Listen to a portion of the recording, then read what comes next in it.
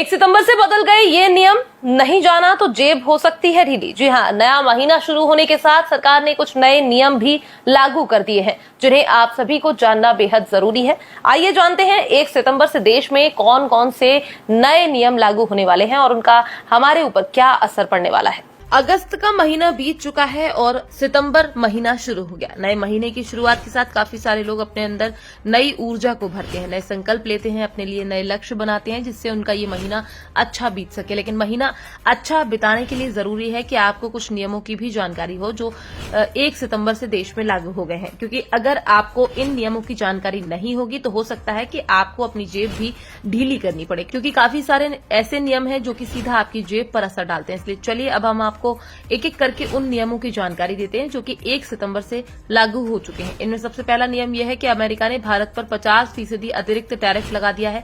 वैसे तो ये नियम अगस्त महीने के अंतिम सप्ताह में ही लागू हो गया था, लेकिन सितंबर महीने में इसका असर भी दिखना शुरू हो जाएगा।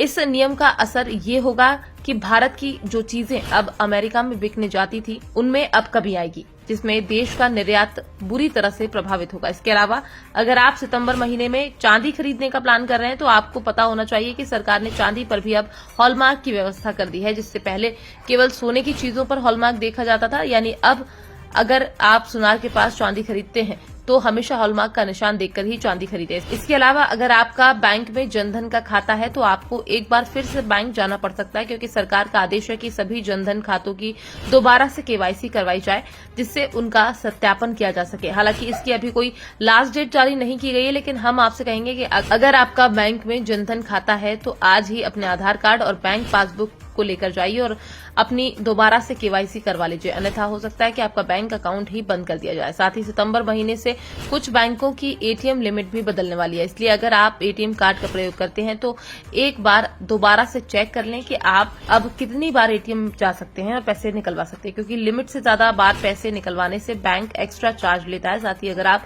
बैंक में कोई नई एफडी करवाने का सोच रहे हैं तो हम आपसे कहेंगे कि इसे जल्दी करवा लें, क्योंकि सितंबर महीने के बाद से कुछ बैंक अपने एफडी रेट में बदलाव करने की सोच रहा है। खासतौर पर जो कम समय की एफडी होती है, इसमें ज्यादा संभावना है कि बैंक एफडी की ब्याज दरों में कटौती करने की तरफ ही जाएगी।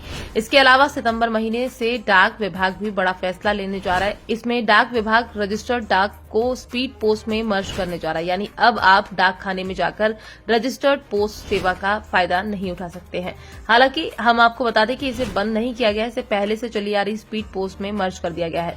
अगर आप सितंबर महीने में इनमें से कुछ भी काम करवाने जा रहे हो तो हम आपसे कहेंगे कि उसे जल्द ही पूरा करवा लें, क्योंकि नए नियम के आ जाने से हो सकता है कि आपकी समस्या बढ़ जाए। Bureau report, PDN news.